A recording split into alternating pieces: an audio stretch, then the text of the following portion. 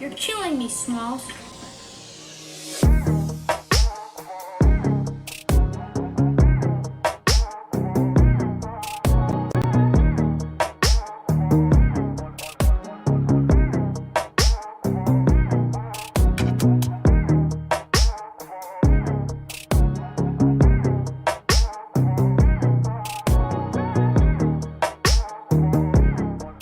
You're killing me, Smalls!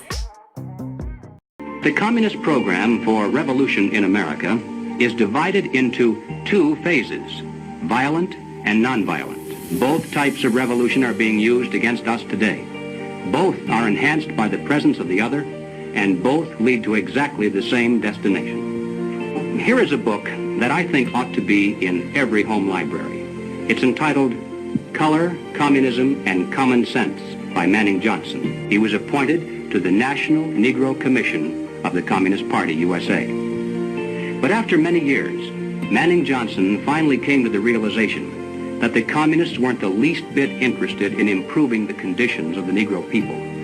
He discovered that instead they were merely planning to use his people, and these are his words, to use them as cannon fodder in a bloody revolution to destroy America. And when he woke up to this, he dropped out of the party and devoted the rest of his life trying to alert his fellow citizens of all races to the true nature of the Communist Party as he knew it to be from the inside. The Communist blueprint calls also for white retaliation and violence in the black communities. It's a very important objective for the Communist Party. So far, they've only been able to involve a small percentage of our Negro people in this war of national liberation. The great majority want no part of it in any form.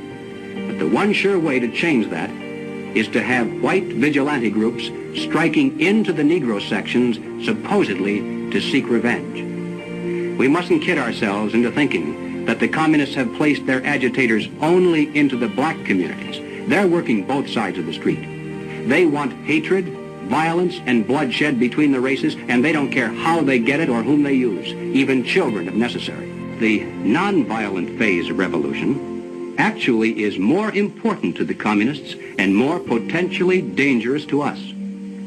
Now, the strategy for this phase calls for the gradual transition of our government into a communist regime, done peacefully and legally, but under the banner of socialism.